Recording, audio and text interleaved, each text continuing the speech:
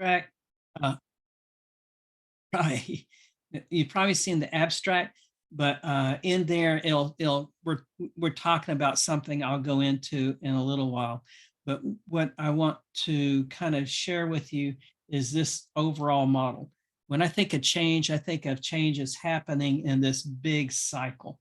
So this is you see this, I guess I call it model 8, is the 3 phases of change: before, during, and after.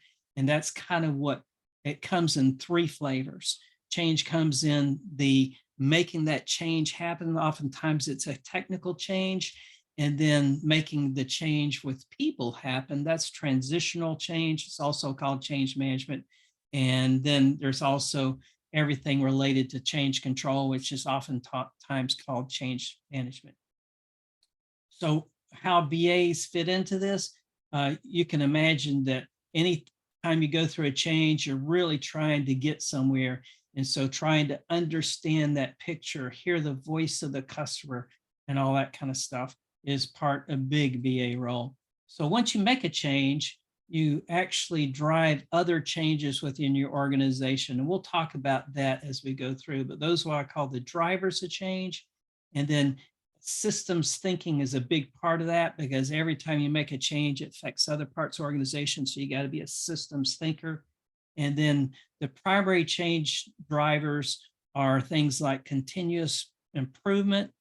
Think of Lean Six Sigma here, design thinking, anytime you develop a new product or system, strategy, anything related to strategy. And then there's all those other pesky little projects that come up. And it could be a major regulation change, or the CEO just says, we're going to make this change.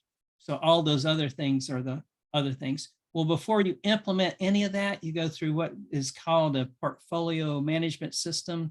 And then configuration management is the change control. That's just a bigger term for change control. And I call these the gates of change, which leads us back to the change, right? So now we've got a change we're going to do. We're going to implement that with a project. It could be either traditional or agile. And then we're going to get that done. And then we're going to go through this whole cycle again. So the engine is what we're going to spend some time on talking about. All along this process, there are 7 attributes, and we'll discover that as we go forward. So that's what it looks like. We'll come back to that a little bit. Now, I'm trying to write books on all these things. And so if you can imagine overall, these are each of the chapters of the book, the stuff we just went over. So this is the what we looked at. I guess this was in part of the abstract. So this is what we're going to do a little bit later. But today we're going to look at that overall cycle and get really involved in that. So here's the reason why we're doing all this. You either change or you become irrelevant. You either master change, because if you're not mastering change, someone else is disrupting you. So you want to disrupt yourself, your own organization, before someone disrupts you. And so I like this little sayings: in times of change, learners inherit the earth, while the learned are beautifully equipped to deal with the world that no longer exists. Yeah, constantly learn. It's constantly changing. We're seeing that as AI comes into picture. And so, as an example, as a recent example, if you don't master AI, then you probably won't have a job in 3 years. So that's how important that change is going to be. It's kind of like computers. When first desktop computers came out, that was the same thing. And being an engineer, and I'm old enough to remember when that first happened. But the discussion between the engineers were, well, I don't want to be a secretary. Someone else type my stuff. And that's what engineers used to think, because they actually had secretarial pools for engineers, because we're traditionally lousy. I tell everybody I'm nearsighted, farsighted, and dyslexic. So if you see something I've done wrong or a little slip up I made, then show me, because I want to know. So it's really the second law of thermodynamics is what we're talking about, the law of entropy. Everything falls apart. So you can think about every person, everything, every animal, vegetable, mineral. You put a rock in the middle of the field, it will deteriorate, right? So you have to actively put energy in that in order to make things happen. So everything has this life cycle. Life cycle in business looks something like this. It's kind of like an upside down bathtub curve. So the very first stages, entrepreneurial, sophisticated manager required here because you're growing. This is a great place to be. You're in growth and all kinds of exciting things are happening. And then maturity stage is kind of you've reached your marketing potential there for that particular product and service, and then it ages out. So at this point, you got to get rid of it. Sometimes in investment terms, it's called the question mark. Don't know if that's going to make it or not. The star, this is where we want to invest. Cash cow, well, let's bring in the money. Let's invest a little bit. Dog, we don't want to invest in the dog, right? And so if we look at products and services, looking at this is the feasibility, design thinking fits here. Acquisition, development, this is also, improving it. And then operations and disposal of that product or service. And it's getting closer and closer together. And so you might say, well, Craig, this looks pretty depressing, right? Because everything dies. I've just went in, I started off with real negative stuff. So how do we keep it from dying? And then so this is the upside down bathtub curve. And the way you sustain, you become really good at this. You become good at adding stuff to what you do, right? So now when you're in the process of the cash cow, you actually have something else that's growing and you keep doing that. And this is how companies improve, right? This particular product didn't make it, but this is kind of way it goes, right? And so this one's taken longer, but it has a great positive outcome. So this is what change looks like. These are called J curves. And in the world of technology, it's sometimes called an S curve. And so real steep S curves are like phones have a real steep S curve, and real curves that aren't steep would be like a buggy whip. Just haven't changed a lot, right? So not too many people ride a buggy, and the buggy whips are kind of what they are, and it's nothing like a cell phone, right? So we're going to talk about how BAs fit into all these environments, but you can imagine right now that anytime you have a change, it becomes important to know the requirements of getting through this dip, what people want, to visualize what people want, to communicate what people want, and all the other aspects that you're familiar with. So now let's look at this. We'll go into the secondary drivers of change first. So if we were thinking about secondary drivers, the kind of things that a BA may help with is identify the potential impacts of that change we just made throughout the rest of the organization. Maybe analyze and prioritize which impacts we need to focus on, and maybe communicate that, develop a mitigation strategy, because some of those things will have negative impacts on other parts of the organization, and maybe monitor and help adjust parts of the organization related to the communication between the owners and the technology people, right? So that could be a good roles for BAs. If you think of one, add to that. Those are just the ones I kind of brainstormed with myself. All right, so every time you make a change, there's this ripple effect. And so it's pretty dramatic, close to that change, like within that department, but other departments will also feel it at times. And so we're going through this type of situation in other departments and other things going on, right? And so the best we can do is minimize that dip. We can never get rid of that dip. Some people call this dip the valley despair, but I call it a cocoon stage because there's not always despair, but there's always a dip. And so that dip could be a learning curve. It could be great. Everybody's excited about it. It's a brand new system that everybody wants and everybody's been asking for, but I don't know how to use it yet. So that's going to bring a dip. It's going to be a dip in productivity, could be a dip in temporary quality. Hopefully quality gets better, but it may not start off getting better. So that's the kind of thing that we're talking about when we look at that. So here's how that change happens. Let's pretend like the 5 of us, the 6 of us, how many there are, we're in the same organization and we have an idea. Let's start a company. Well, before we start a company, there's something that existed before we do. And that is the external environment. Maybe we do international work, and maybe we do just domestic work, a national type work. but that environment exists whether we're there or not. And so we come together, we're the people, and we just say, hey, here's what we're going to do. And then we develop some kind of organization. We say, Brian, you're the president. Christy, you're the vice president of marketing. That may not be your area. Amiro, you're the one that is the chief operations guy. So that all together is what we're doing. We're organizing.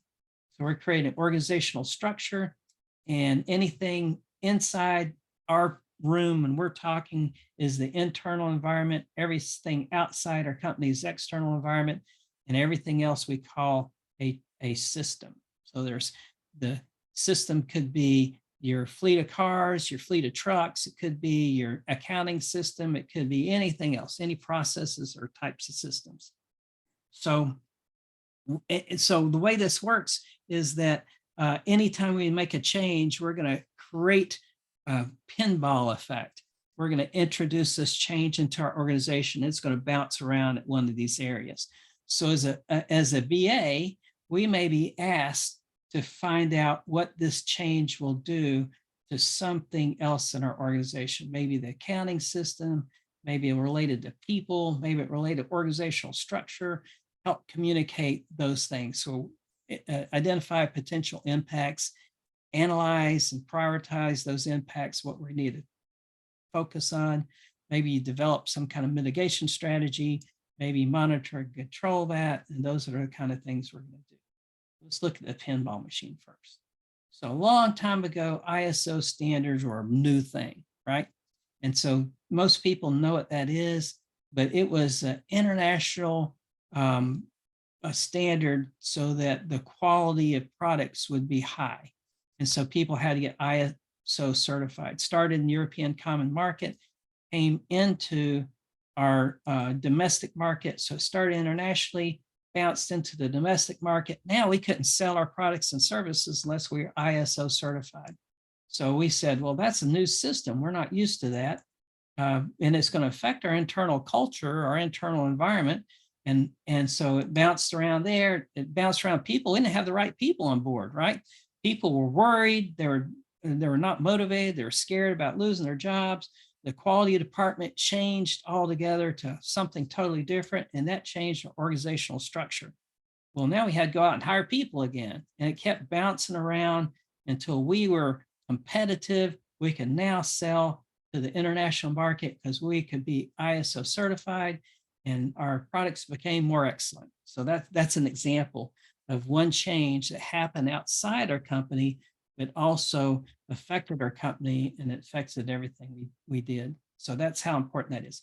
There's only 5 things to think about. So that's pretty easy if you think about how it's going to affect our external environment, how it's going to affect our organizational structure, how it's going to affect our internal environment, all the culture related stuff, how it's going to affect our systems. So everything else is kind of catch-all. Systems are catch-all, but you go down, you document the systems you have, and then how it's going to affect people. And that's motivational theory, conflict, those kind of things, team building. And that's how it works. So from there, another secondary change is everything to do with systems thinking. Now, systems thinking is a word, is a term that's been around for a long time. There's all kinds of stuff we could talk about systems thinking, but I'm just going to give you a general overview of what it is. So the BA may be involved in figuring out identifying what those system boundaries are. So if you have one operating system, say you have an accounting system, what are the boundaries of that system? What other groups will it affect? And chances are accounting system will affect everybody, right? And then we'll analyze and create feedback loops. That'll make more sense in a second. And then we would consider the broader context of what that change is going to do to other systems. And we'd collaborate with stakeholders and try to put what they're thinking about on paper maybe, and make it visual and those kind of things. And then we'd develop system levels, help develop system level solutions. And so I'll show you what that looks like. So these are what loops looks like. It gets complicated, right? So this is, think for a train system. So we can say, well, this is going on, but it also, we have some competitive forces out there. We also have some financial things. There's how long it takes to get money, how long it takes to get profit, where the wages go, things like that. There's equipment we're using, and then there's human resources. There's all kinds of things going on here, and they all kind of loop around and they work together. And what we're really looking for is we're looking for these delay points. So that's what we're looking for, because we can make any change we want to, but all these delays is where we have opportunities to make improvements. So that's how we might look at that. And then we would probably use something like this, that thing we just looked at, the drivers of change. We'd say, okay, what are the people issues? Well, there's human relations here. What systems? Well, there's a fleet of vehicles, there's financial systems, there's competitive factors. And so we would kind of go through that and think about what else we have. A good friend of mine developed this model related systems thinking, and maybe in the future we could talk about that, but that talks about human-centric systems and how it fits into the organization. Let's see if we can get past that. So here's a way to think about systems. There's either loops or layers. If it's a physical system, you can think of it in layers. And so if you think of the house that you might love and you're thinking about your dream house, well, the architect and the contractors are going to have blueprints, right? So on the blueprints, they may have the lay of the land. They may have how the water flows on that lay and where to set it up. They may have where the utilities are located. They may have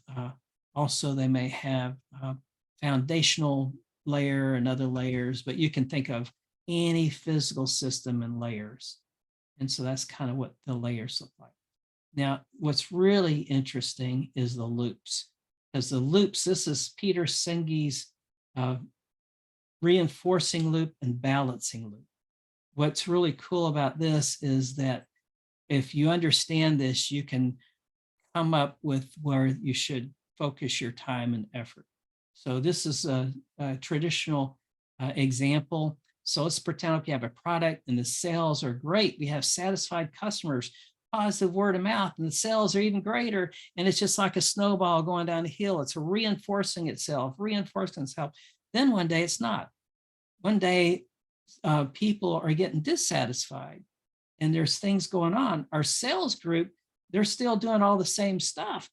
And so what people often do is they fire the salespeople because they're not making enough sales. Well, that's not the problem. They're making too many sales, and now the wait time for their sales is going way up. And so really, if you look deeper, you'll find that the number of jobs to work are just past the control of the capacity what we have. And then maybe we're in a small town, so the size of the town has something to do with it. Maybe the skills available are just not there. So there's a big time delay to solve this problem in order to make more products, in order to have happier people, but we're out selling like anything. But because all we see on paper are the sales, we focus on that. We don't focus on what's causing the problems. So it becomes real important to analyze it. So I tell everybody, this is where the snowball is going down the hill. So the snow's really coming down the hill. This is where the snow gets yellow over here. So that's a really bad joke. But so we're always looking for these time delays. And back over here, you notice that's what that represents, those time delays.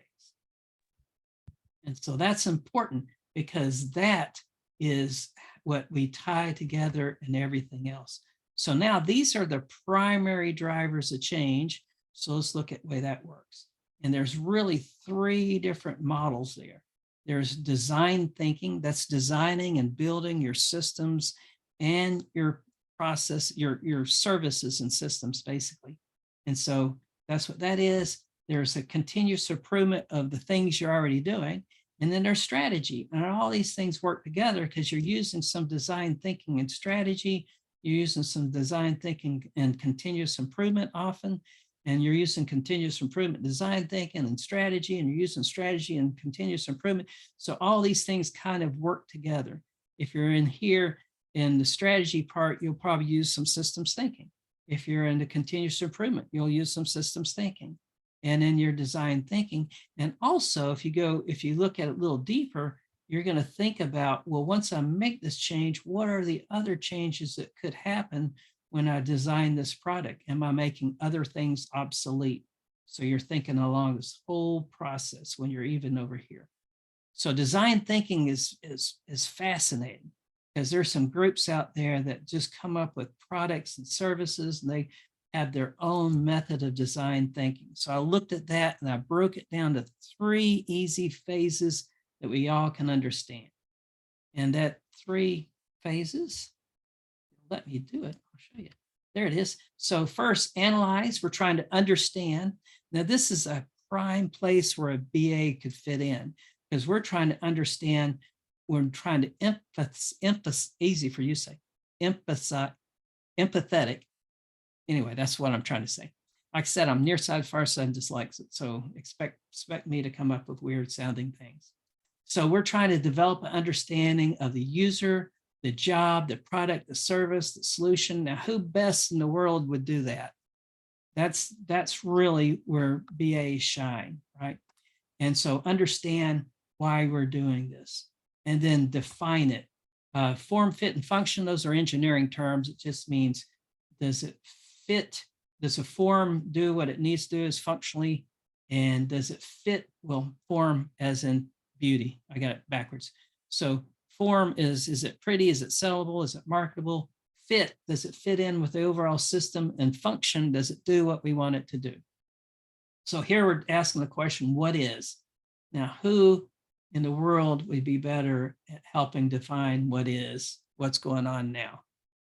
So understanding and analyzing, ideate, that's kind of a weird word, but it means generate wild and crazy ideas. And you're asking questions, what if we could do this? What wows people? What do they really want?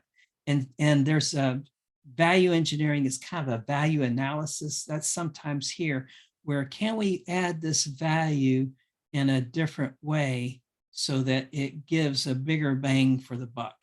And so all along the way, we're having an attitude of empathy, attitude of experimentation, attitude of embracing just not understanding everything, right? Because we're going to go in and figure it out. And what happened today with the launch of the aircraft, the largest aircraft ever existed, Elon Musk put out, sent this Starship up in the air, huge, biggest one ever, and it got up and it blew up. But that's the whole process of prototyping, because you're trying to find out what works. They found out that they cleared the tower, which was the first big thing, right? And then it went up, it got it up in the air, then it started spinning. And at that point, there is a problem. And so that's okay, because that's all part of testing. That's all part of what we're doing. Let's see, I see a question. So we're going to talk about that in just a second. That looks like a good time to talk about it. So Romero asked how lean thinking integrates with design thinking. To my knowledge, both are part of the same philosophy to solve problems. And that's a good thought, because when you think about lean and Six Sigma and design thinking, all these tools, I think my next model I'm going to show you, we're going to go into more detail on that, but that's all about continuous improvement. And it's also about lean thinking with designing new products, like designing, thinking about design thinking. So that's a very good observation. So let's look at lean and Six Sigma for a second, because they're kind of often used together. So lean is exactly that. It's like, it doesn't have, it's not an acronym. It means what it sounds like. We're trying to get leaner. We're trying to get more efficient. We're trying to, our value streams are trying to remove those things that are wasting time, so we have more value and less stream, right? And so we're trying to get there quicker. So lean is all about that. And so all these things work together in lean thinking, because that's also one of the key things related to value engineering. We're trying to say, well, how efficient can we make this? Instead of using titanium, can we use aluminum, something cheaper, but it'll still add value. Well, I'll give you an example. uh, the axe, the single bladed axe is cheaper than a double bladed axe. But if you can get 3 times as much work done with a double bladed axe, because you don't have to stop and sharpen as much, then it's worth it. Well, then now the chainsaw is more expensive than the double bladed axe. But if you can get 20, 30, 40 times, 100 times more work done with that chainsaw, then that extra expense adds value. So that's a whole process of value. And so you're thinking about how can we do this in the most efficient, effective way, and that is the lean side. If we think about doing the analysis, that's a good place for the BA. Well, so is the problem solving, because now you're going in more detail. And if you think about it, this loop, it goes in and out of analysis and problem solving. And then once you get to the end, you're testing. And if you know anything about Agile, every sprint, you're doing some kind of demo, or, not every sprint, but often many of the sprints, you'll do demos too, but you always do in testing. And so, and to test before you get to the implementation, something that really works, you're going through that problem solving, explore, and implement, materialize phase. So you may go through this phase several times, and you may jump back up to analysis and problem solving and implementation. So you're just kind of going through these with loops, but you're starting with these very big ideas, broad ideas, and you're narrowing them down till you get to the solution. And so that's kind of why that picture is there, why those loops are there. But that's design thinking in a nutshell. So I think that BAs are very much involved in design thinking, are very important design. All right, so now we're going to go to continuous improvement. So continuous improvement, we're, as a BA, we may go in and help analyze the current processes, identify areas for improvement, right? Because we're good at that. We're good at communicating. We're good at talking to people. We're good at interviewing. We may facilitate the problem solving improvement workshops. We may work with the subject matter experts that are specific to that, but help them in their communication, because sometimes they're not great communicators. And develop business cases maybe, and project charter may help with a project manager, and sometimes we may be the project manager. It may manage the process improvement. That's kind of a traditional industrial engineering type place where I always fit in, but that's just a natural for the whole managing that process is a natural place. Look at, well, how can we make improvements? What's the voice of the customer? What are people asking for? How can we draw that out and communicate that well? And then we might monitor and evaluate process improvement. So that's this part. Great. And yes. Before we go forward, I think in the sense of what you were just showing, the design thinking and the continuous improvement are both on the kind of with the project kind of in the middle, you know what I'm saying? I mean, because like you said, they're going around as far as the strategy, the design, and the continuous always. And I think the lean thinking that that Ramiro was asking about, I think that could be done at the continuous improvement as well. Oh, and yeah, so it's absolutely. just a matter of you've put the project in place now, you've implemented it. Now you may be able to see, oh, this is something where we can actually do this more efficient, or we can do this more economically using this change, just a small change in something that's in the design. And that's where Ramiro is the matter of what you're looking at, I think, in the sense of the lean thinking, and that can be done at any phase of the analysis process. Yep, and that's a good point, because lean thinking is broader than just the improvement. It's also throughout what you're doing, right? So if you're doing operations, that would be very much related to continuous improvement. Does that help, Ramiro? Does it follow up as far as answering your question? Yeah. Good. Okay. And design thinking is, is where we were. But also, I will go back to design thinking for a second. You notice that once you get to implement, what does that sound like? Implement is a project, right? I mean, that's how you implement something. And so that's, you think about, we came up with a candidate, we went through all this work, that in itself is a project, came up all this work, and now we have this candidate. that we want to implement throughout the company, right? So in this, and you'll find the same thing happens in continuous improvement. So a continuous improvement is sometimes called a first order change. And a first order change is like, I have this 1977 Pinto station wagon. It's ugly. It drives terrible. It might blow up if you run into the rear end of it.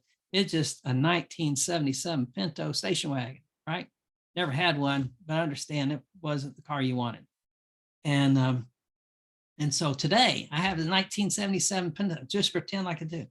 Somebody says you need a new car. So I go out and buy the top of the line Beamer. It's the best looking car. It's red. It's a convertible. It looks great. Is that a major step change, or is that a continuous improvement on my part? What do you think it is? Is that a major step change or a continuous improvement? So a first order change would be a continuous improvement. A second order change would be a major step change, right? And so the answer to that is it's a first order change. It's a continuous improvement because the rules of the road didn't change. I didn't have to get a different driver's license. I didn't really have to learn a whole lot extra to drive the other car. It says, I say, Ramiro, I love you for joining in like that. That is great. Yes, I know the continuous improvement phase. I teach about lean, but I do not know about design thinking. Okay, good. I heard about it, but have not studied it yet for the reason I wanted to know. So that was related to design thinking. Thanks, Ramiro. And we'll talk more about design thinking in the future, hopefully, if we look like that's needed. But it is a semester-long topic in itself, where you can do it in a couple of hours, or we can get pretty smart in an hour on it. But so the example I just gave was that going from a 77 Pinto to a top line Beamer, that is only an adaptation, right? So now if I want to change that Beamer, I mean, it's a car of my dreams. I love it. It's great. If I was inclined to think of it that way. But I changed that with the helicopter. Now, is that a major step change, or is that continuous improvement? And that's a traditional example of the differences. So now I just went through an evolution of sorts. So I went through and I have to get a different license. The rules of the road have changed for the rules of the sky. I have to find different maintenance people because the same people can't work on the helicopter. I can't park at my garage anymore. I got to park it on a helipad. So everything changed. So that's what we're talking about when we talk about continuous improvement. The first order change is going from one car to another car. And that kind of works right there. So if we wanted to put that in a symbol that's real easy to understand, you can think of lean here specifically, right? So lean Six Sigma tools fit into these categories. Lean tools fit in these categories. And I like it because, being an industrial engineer, and Lean Six Sigma is kind of my bread and butter. And I was, and usually when I get involved with a company, I'm doing something related to improvement. Right? So, but you can think of everything related to Lean Six Sigma in just 3 steps, right? The first step is an assessment, and the second step is a problem solving, and the third step is implementation. And implementation, again, is just an example of project management. So all the, if you thought of Lean Six Sigma, these are the things that are important to Lean Six Sigma. But every tool related to an assessment would fit here. Every tool related to problem solving would fit there. And every tool related to implementation would fit there. So if we go further, as a consultant, our role would be a little different. So if we're internal company consultants, like if we're doing BA work for a bunch of different organizations, really the kind of stuff we do is more up here, right? And the kind of stuff that the division might do is this. So they're going to spend less amount of work on assessment, but that's our bread and butter, right?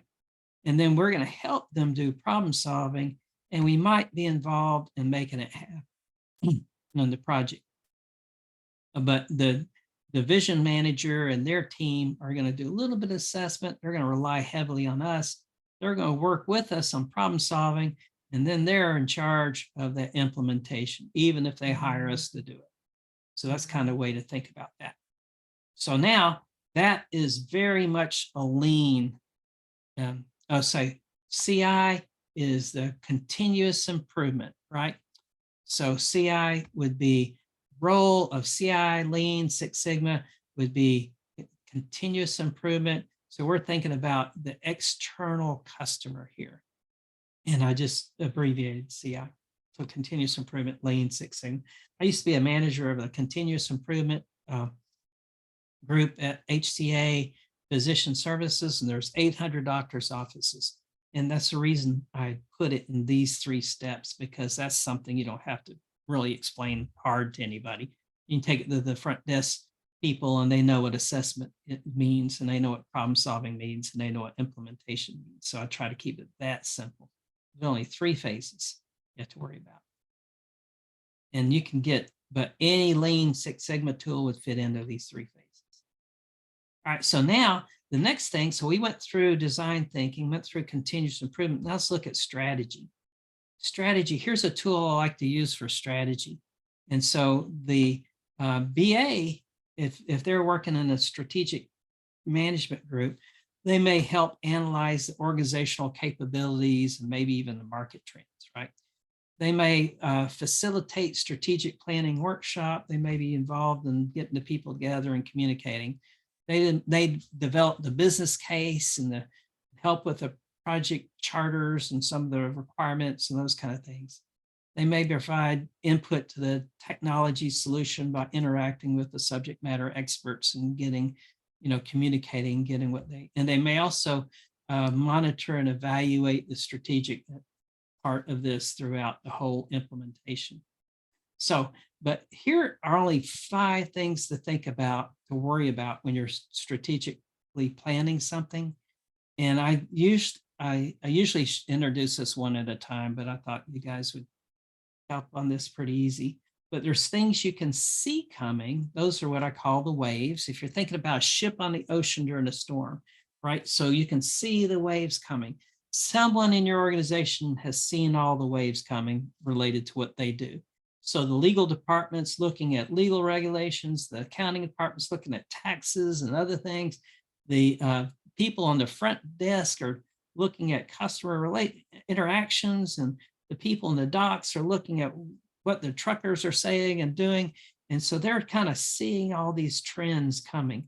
So what you're looking for, if you got a group of people together, you say, okay, let's think about the waves coming at us.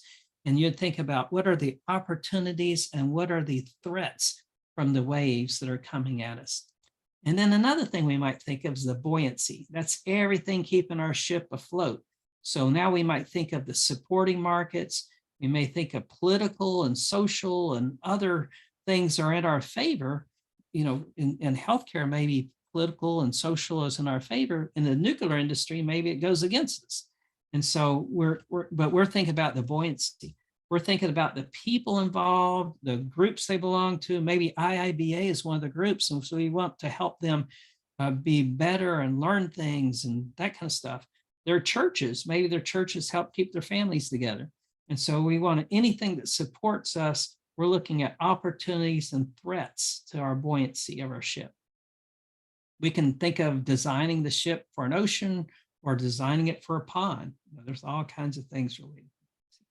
Now, lightning is anything unforeseeable out of blue. We know it exists, and it's all about risk management, right? So there's opportunities and threats in the lightning. If you think of 9/11, there were opportunities and threats in 9/11. The security companies had a lot of opportunities. A lot of other groups had a lot of threats, right? And so the same way with COVID-19, that would be lightning, right? Loss of a key person, but you can brainstorm with that. What are the lightning events that could hit us? What are the opportunities and threats that are coming in the lightning? And then storms, everything trying to sink you. So it'd be social, political, and other enemy forces trying to sink your ship. Hard for me to use my tongue right now. So we're thinking about everything threatening us. There's opportunities and threats in the storm. And the only thing we have control of is the ship. So we can design it we can drive it into a wave, right? We can have risk management for the lightning. We can design the ship to be more buoyant. We can put more armaments on it to fight the competition. We can, all those things we can do. So this is opportunities, threats, opportunities, threats, opportunities, threats, opportunities, threats. This is our strengths and weaknesses as it relates to each of the opportunities and threats. And so it's really easy to brainstorm. Get group people together, we talk about waves, and then when we get to the ship part, we talk about how we can address those opportunities and threats. So that's a real quick and easy way to think of strategy.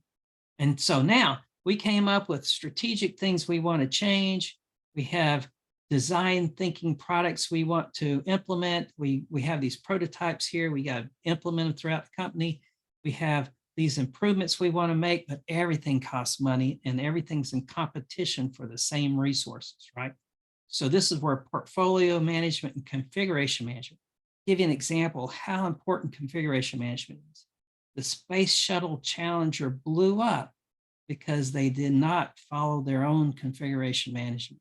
They weren't supposed to operate those O-rings in that temperature, and that made the whole space shuttle blow up. They went outside of their operations. If you want to change something outside of your specs, your requirements, then you have to get the right people involved to check it out and make sure it's a good idea. So that's what configuration management is. It's the change control to make sure if you implement this specific software, it won't blow up all the other software in the company. So portfolio management is we have the right people, the right money, and we prioritize everything. The configuration management, are we doing the right thing so it doesn't blow us up in some way? And so those are what I call the gates of change. It looks something like this. We have the continuous improvement. Oh, this is a change, right? This is major step changes we want to make. That might be strategy. This is the continuous improvement. See, there's the word lean, right? So this is a picture of a spaghetti diagram. There's flow charts for process improvement. There's the new products. And so now we got all these things we want to do. So all this stuff is leading here, and our portfolio management, configuration management selectively prioritizes our portfolio so we do what we can do with the amount of resources we have. And so that becomes the project or the program management. So now you probably can see where you fit into this environment a lot, but let's see if I can help a little bit. So I'm thinking, yep, Hold go on ahead. for just a second. Does anybody have any questions so far? Are y'all good? I'm going through this really fast, I know. That's but all right. That's all right. We're right at 6:47, so only 10 more minutes. All right. So, and then now this will be fairly quick. So that's portfolio management. You can probably think, and then this is the change management. Change management we kind of talked about. This is the the project management. I like to think about project management as having 4 phases: concept, planning, implementation or execution, and transfer and closure. And someone always says, well, what about monitoring control? Well, monitoring control is really not a phase. It fits in several of these phases, but mainly in execution and implementation. And if you think of PMI,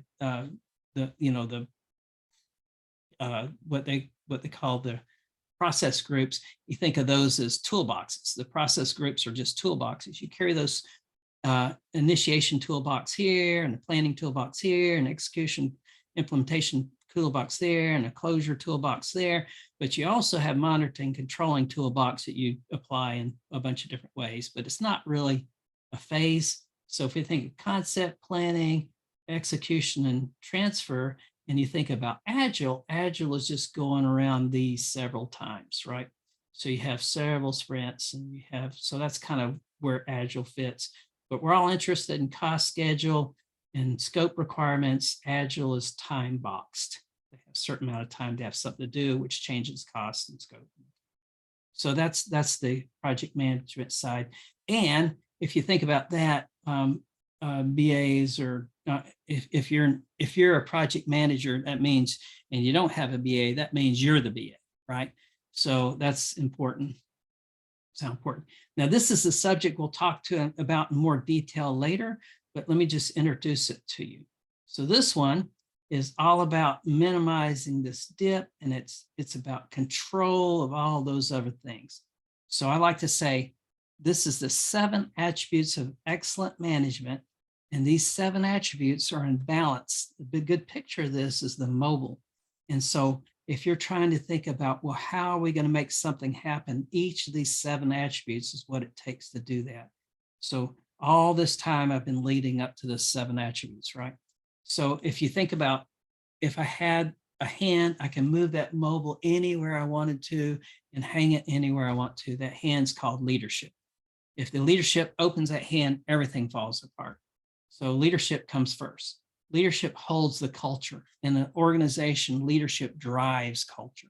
So the culture cable, if you ever took a big pair of scissors and cut that, everything falls apart.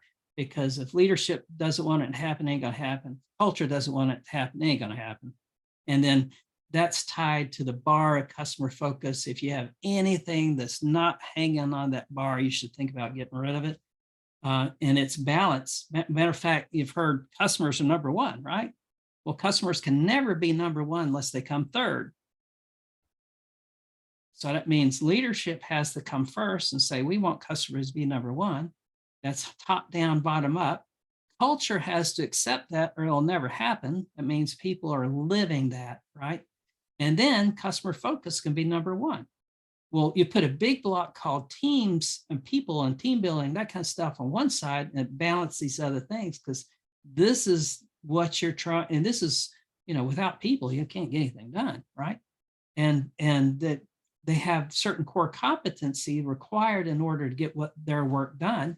And so when I'm thinking about how do I analyze, I'm thinking about, do we have the right leadership, empowered, do we have the right culture, are they willing, are we focused on the right thing, are we doing what the customer wants, are we value added stuff, value chain, we have the right people there, are they motivated, are they engaged, are they building teams, or conflict, and then I said, are they skilled, do they have the right core competencies? This is so important because you could take example I like to give. You can take the best football team in the world. No matter how you describe football, it could be soccer or American style football, but you can take the best football team in the world. They're so good, they never lost a game. They're so good, they'll never lose a game. They're so good, they're imaginary. That's how good they are. But you put them against a mediocre basketball team and they'll lose every game. That's how important core competencies are. The core competencies to play football is different than the core competencies to play basketball. So you have to have the right core competencies for what you're trying to do. And that's one of the things you're analyzing, right? And so the next step over is continuous processes and systems. So continuous improvement of processes and systems. That's the things we talked about. And then over here is the performance measures. Well, if you ever, you've probably seen this before, where people start from this end and go this way. It always fails because leadership might not have been in pushing it. Culture might not accept it, might not have been focused on the right things, may not have the right engaged people with the right core competencies before you even get to processes and systems. So if you're focusing here first, you got to go back and think of leadership involved, is people empowered, do we have the right culture, do we have the right customer focus, all these other things before you even get to the processes and systems. And this is coming from a process guy, right? So all these other things are important. So next time we'll talk about, more details, but you use that before, during, and after in order to get the change you want. And we can talk more about that later, but to give you an idea of how that all fits together, well, I thought I had this other picture up here, but if we go back up to one of these pictures, there we go here. So this is applied in every one of these steps. Right? We're applying all these 7 attributes, every one of these steps, because we're trying to figure out the systems, and we're trying to figure out this, and we're trying to figure out that. We're trying to figure out we have the right people and how many people, and everything else. We're trying to figure out how to minimize that curve and how to use it in project management. So that's why I call it the engine of change. So I went through that in a very quick way, but the next time that we come together, we'll go into a little bit more detail of the engine of change, because that's so important. It drives the whole process. And so with that, I'm going to open up to questions. So take yourself off the mute. You can ask me anything you want, and I'll make up things if I don't know it, or I'll ask someone else in the room that may know it better than me. So we'll figure it out.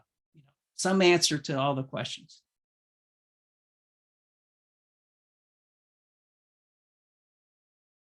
I hear crickets. Hi, Brian. I didn't get a chance to welcome you earlier. Welcome. Christy. That was very good, Craig. I'm looking forward to the 7 attributes, but also the change management part as well. Yes, Yeah. thank you very much, Craig. This was great. I appreciate all this. I do too. I thought it was really good. And you know what's really exciting about this is no one else thinks this way, right? Everybody's thinking that we got this project and we got to do this project. It's got to be done this amount of time. What happens after that? Is it ever going to be used? Is it going to break down, and all these other things? And so when you think about the whole picture, you'll be the only one, almost. Well, it is everybody's paradigm. It's one of those things of, I think the fish in the ocean doesn't see the ocean that they're in some ways. But I appreciate it. Good. Yeah. And I do think that, the more that we look at not only the immediacy of it is over time as well. And I think that's what you're trying to show, is that all of this, like you said, the entropy will set in if you're not improving, if you're not trying to make it better all the time. Yep, exactly. And I mean, we'll go on more subjects later, but it's exactly right. I mean, it's like it's a big picture, takes big picture, but I was in a meeting one time where the head of let's say, I think it was the dean of engineering at UT. So they were saying that we need more generalists. We need more generalists. Well, this is what a generalist does, right? So a generalist knows this kind of stuff. And so my question to them was, well, how many generalists does it take to get to the moon? You can't do it, right? No, you can't do it without the rest of the people that have their specialties, that's for sure. Right. And so that's how important. But as a BA, you're kind of closest to the generalist, That's true. That's true. You have to see the whole picture. Yeah. I do want to follow up on Ramira's his question regarding the design thinking.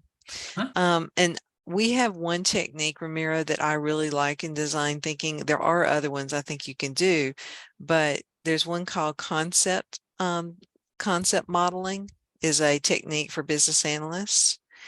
And I think if you think about, I don't know if you've ever gone to an auto car show or something like that, where they're giving you the latest model and it's not really available on the showroom floor yet, but it's maybe in truly design where they're not exactly making any of them like that. They just made a model of what's possible. What's coming as far as the auto industry is, new ways of doing the energy, not depending on gas. It may be that we eliminate, like you said, we may be not going to helicopters per se, but a hybrid of a helicopter and a car that just doesn't have tires and is floating on air or something. So there's a way to do it that is not like anything we've ever done before.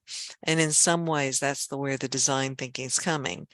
But it's trying to look at that problem, but looking at it in as far as how would be the best way to do this without knowing, and we go through different, there's another technique about,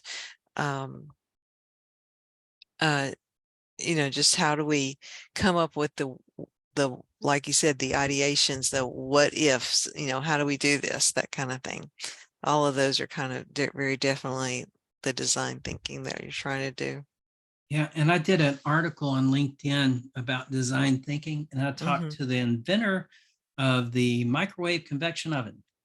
Oh, interesting. And he's my neighbor. He's a really close friend of mine, and I'm helping him with some of his designs.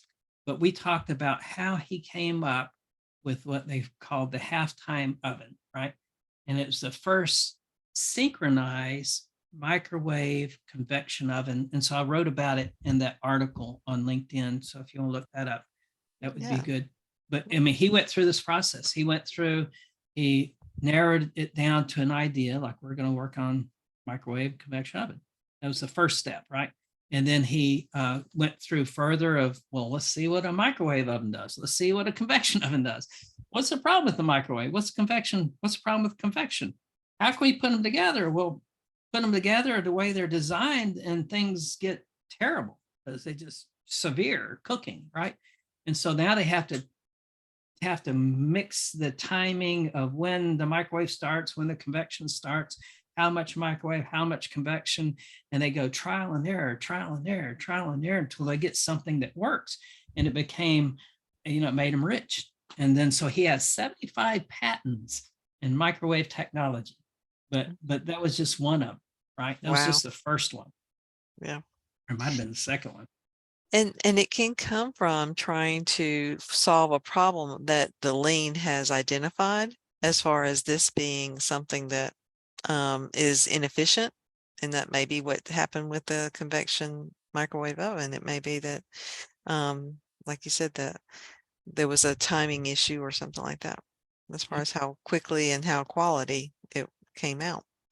Yep. And he found, to go into detail, he found that we got to have a little bit of heat first. It melts the crystallization so that there's less moisture in the air, right? And then you have to cut the microwave power down to a certain amount. So it comes in at a certain point, and then you got to finish off with the heat to brown it. And so during that time, they found that they can cook in half the time. They can cook pies, they can cook cakes, they can make cakes rise, they can brown cakes, everything else. And that's how they got their wow. So what happened was they went to Sears and Roebuck, and they had, had their economists, home economists, and the Sears home economists do a cook-off, right? And so before the oven was preheated, he was through. And they just couldn't believe it, right? They're trying to preheat the oven, get it all ready for the cake. Well, he was already done with the cake by the time they started. And so that's what wowed them. Very good. That's interesting. So if y'all don't have any questions, I appreciate very much y'all attending and you're coming here. And very much. Only to be clear, the 7 attributes are those sustained by leadership. Oh, yeah. So you can think of the 7 attributes and so Let's go back to that slide. yeah, because this is real important. If you think about it as a mobile, if I remove any one of these things, what do I have? Not a mobile, right? Because it's out of balance. If I move one of these, it doesn't hang on anything, or there's no way to hang it, or there's no mobility to it, right? So all of this together is required. If you remove any one, it's out of balance, it won't work. So excellent management requires all of this. I cannot improve a process without considering all 7 of these things. And so that's how important it is. And I found this out. I first did this through the research of Dr. Jerry Westbrook. I mean, he was my first mentor on the technical side, and or tour mentor. And he came up with 6 attributes related to TQM. So I was validating his model, and we came up with this leadership as a 7th attribute because a Navy officer kept saying, well, you're missing the most important thing. He said, leadership. I said, well, leadership's part of culture. He said, no, it's not. Leadership's leadership. And he was right. So we added leadership, and we first applied this with the Department of Energy to explain what excellent management looks like. So, leadership. But Ramiro, I mean, I think in the sense of the core competencies are held by the people as well in the teams and things like that, the CI of process and systems, but all of it is influenced, maybe not maybe sustained, but influenced by the leadership. Oh, I think leadership, you start there, right?